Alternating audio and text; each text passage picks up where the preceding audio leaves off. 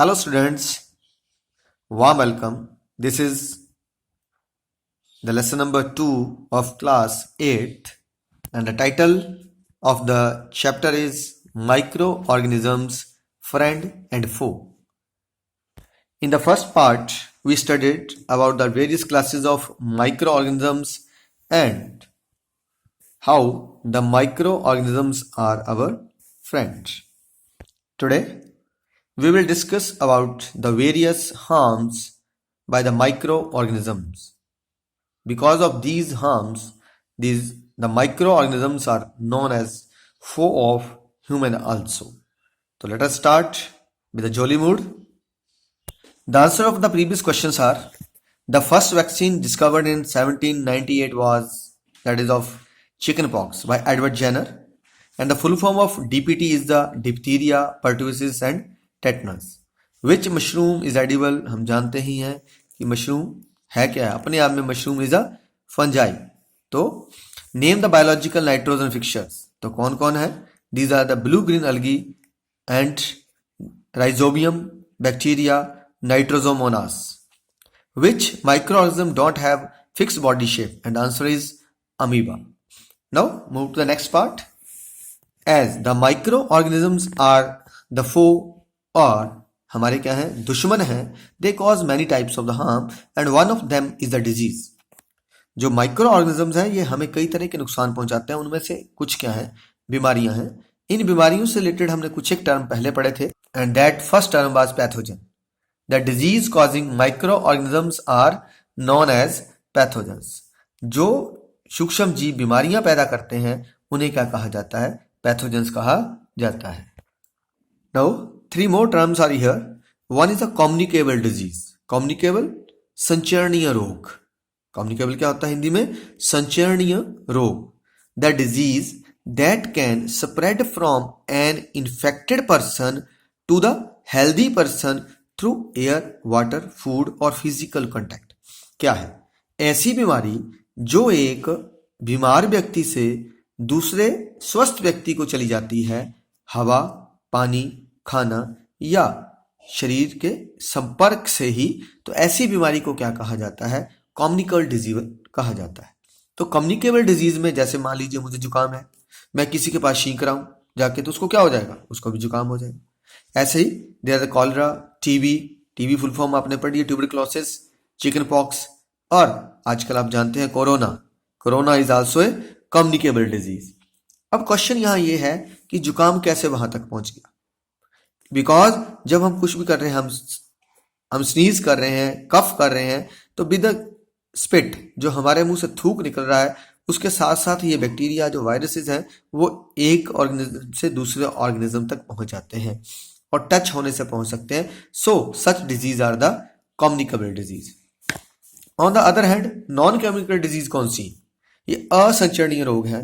मान लीजिए मुझे पेट दर्द है, आप मेरे साथ बैठे हैं, तो आपको पेट दर्द हो जाएगा? नहीं ना. सोचिए तो सही, अगर मेरे सिर में चोट लगी हुई है, मेरा सिर फट गया हुआ है और आप मेरे पास बैठे तो आपका फट जाएगा? नहीं फटेगा ना. तो ऐसी बीमारियां जो एक आदमी से दूसरे तक नहीं जा सकती, तो उन्हें क्या बोलते हैं? नॉन कम्युनिकेबल डिजीज या असंचरणीय रोग. The disease that can not spread from infected person to healthy person. Example headache. Okay जी, अब हमने ये तो क्लियर हो गया कि ये नॉन कम्युनिकेबल. कम्युनिकेबल में हमें पता लग गया कि या तो हवा से जाएंगी या पानी से जाएंगी या खाने से जाएंगी या फिजिकल कांटेक्ट से जाएंगी. इनके सिवा भी जाती हैं. कई बार ये किसके थ्रू चल जाती हैं? ये इंसेक्ट्स के थ्रू भी चली जाती हैं. तो अब इन इंसेक्ट्स के लिए एक स्पेशल टर्म यूज किया जाता है and these insects those carry the disease causing micro organism from one person to another are known as a carrier. तो कैरियर क्या हुए? वो वाले एनिमल्स, वो जानवर या वो वाले इंसेक्ट क्या होते हैं? कीट, जो किसको लेके जाते हैं? पैथोजन को. अभी बताया पैथोजन क्या है? जो डिजीज करता है माइक्रो ऑर्गेनिज्म, उसको कहां से? इन्फेक्टेड पर्सन से दूसरी को ले जाते हैं. उन्हें क्या कहा जाता है? They are known as the carriers. तो यहां पे हमारे पास क्या आए हैं? हमने एक कैरियर पढ़ा है एनोफिलीज मॉस्किटो.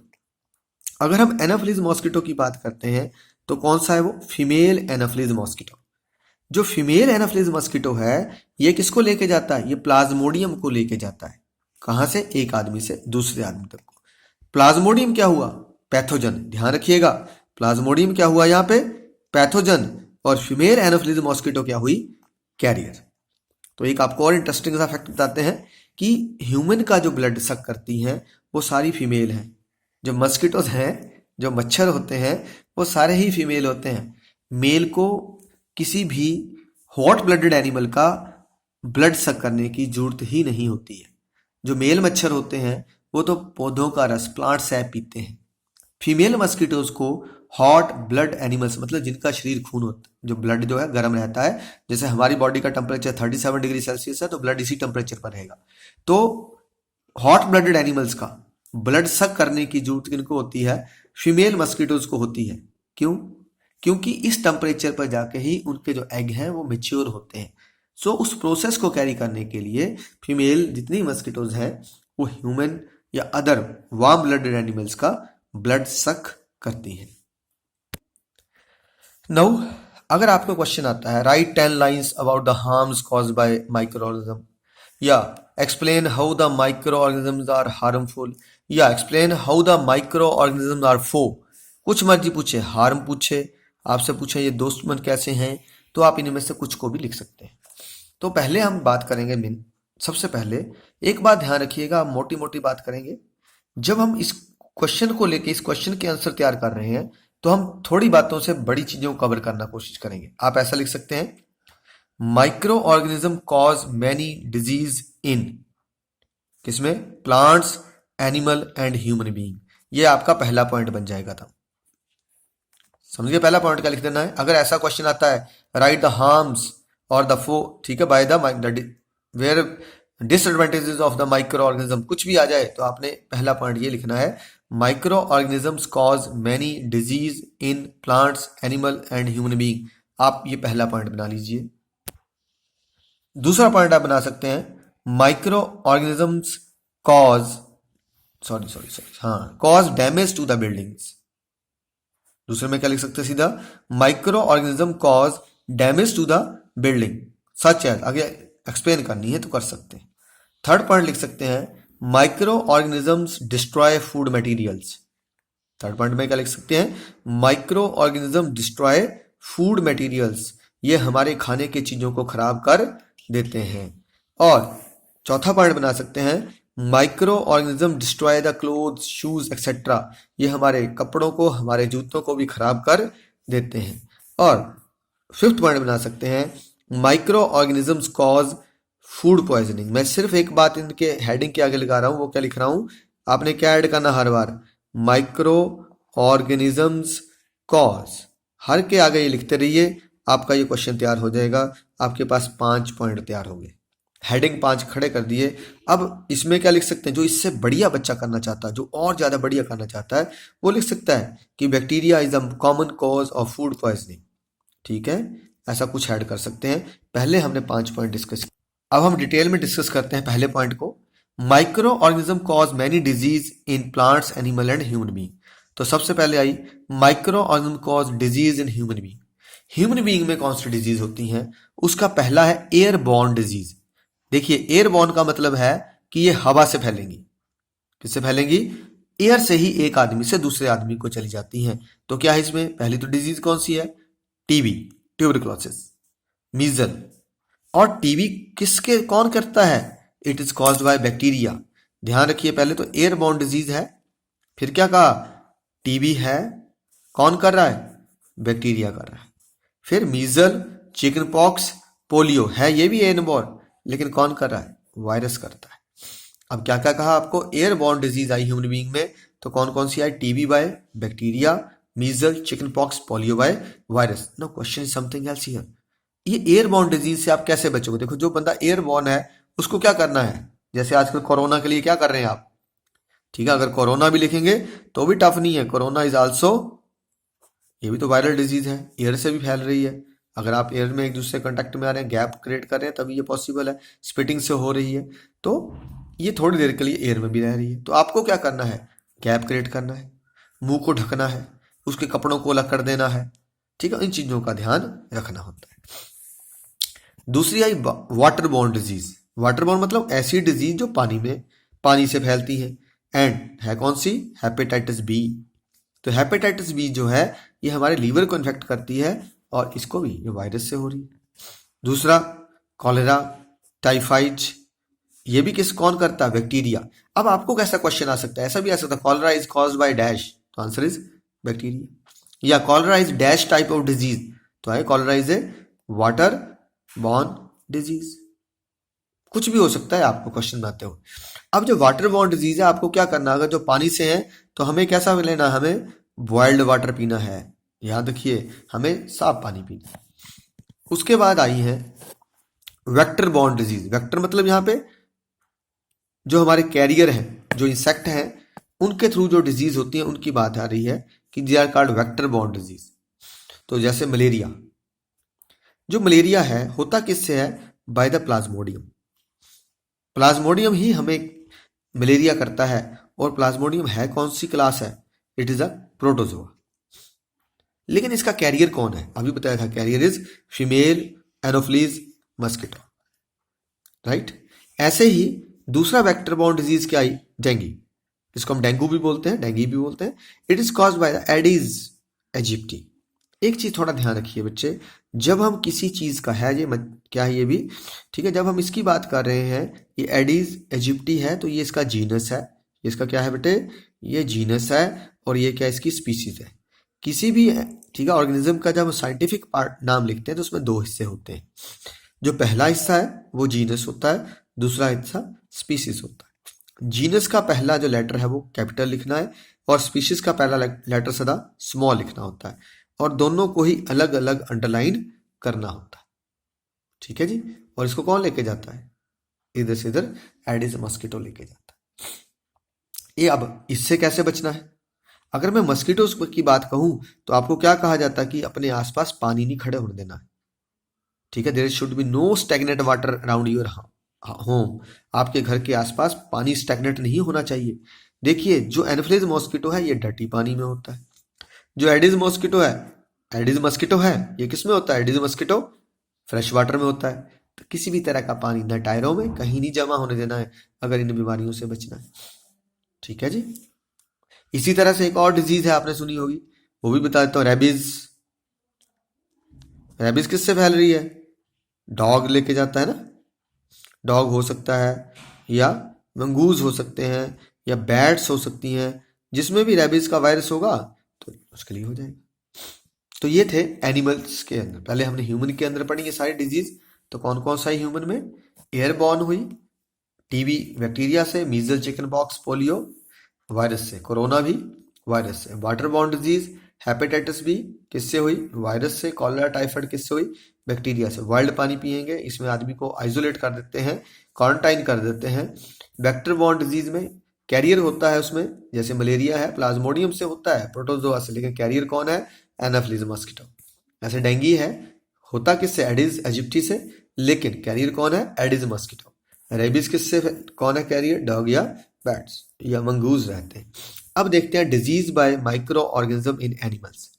अब एनिमल्स की डिजीज की बात करते हैं तो पहली रही एंथ्रेक्स डिजीज। इसकी बात कर रहा हूं anthrax. It is caused by bacillus anthracis bacteria. ऐसे ही foot and mouth disease of cattle is caused by virus. तो फुट और माउथ डिजीज को कौन करता है?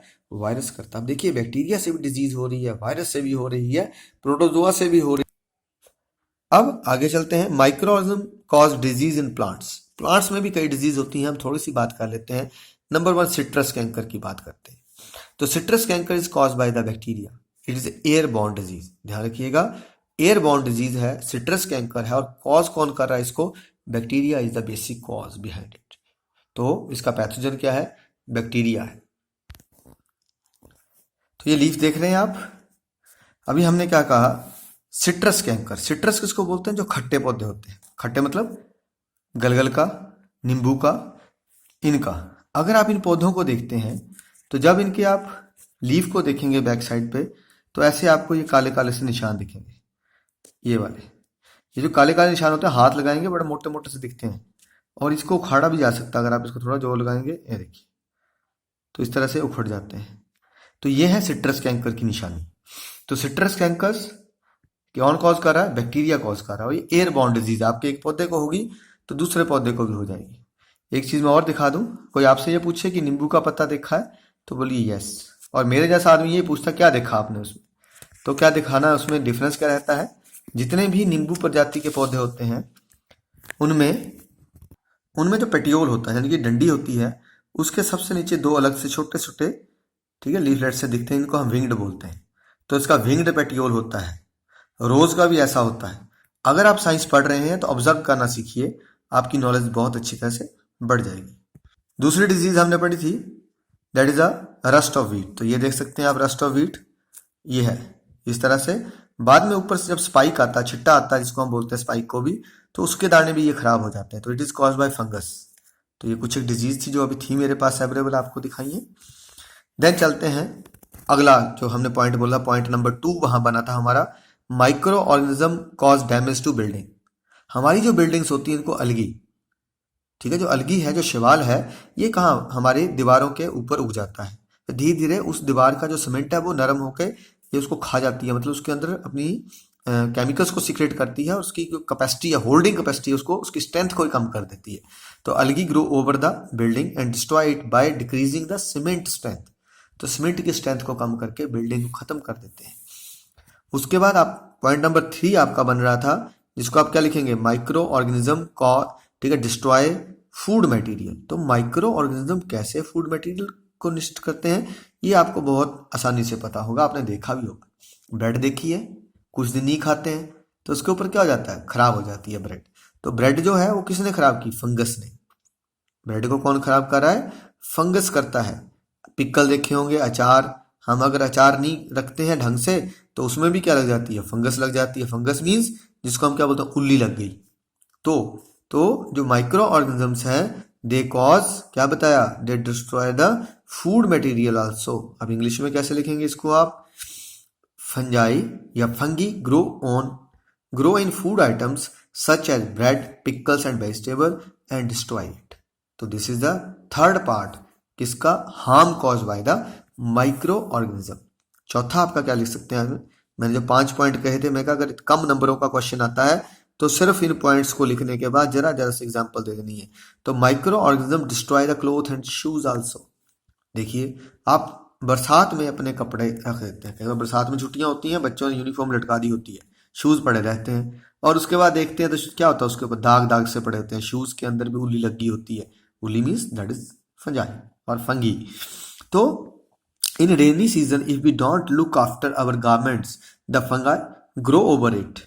ठीक है, तो अगर नहीं ध्यान देते हैं, ढंग से नहीं रखे होते हैं, तो उससे ये हो जाता है। And the fifth point is micro organisms cause food poisoning.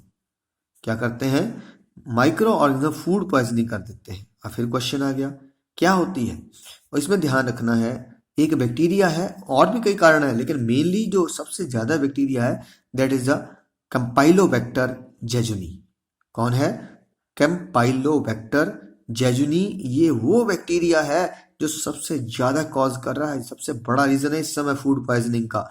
तो bacteria is the common cause of food poisoning. होता क्या फूड पॉइजनिंग, अगर जिस खाने में अंदर ये कंपाइलोबैक्टर जेजुनी बैक्टीरिया या इसके 2-3 साथी और हैं वो पैदा हो जाते हैं, और आदमी अगर उसको खा लेता है तो ऐसी स्थिति आ जाती है कि उस बंदे को वॉमिटिंग शुरू हो जाती है, पेट में दर्द शुरू हो जाती है, टाइमली केयर ना हो तो डेथ तक की भी कंडीशन आ जाती है।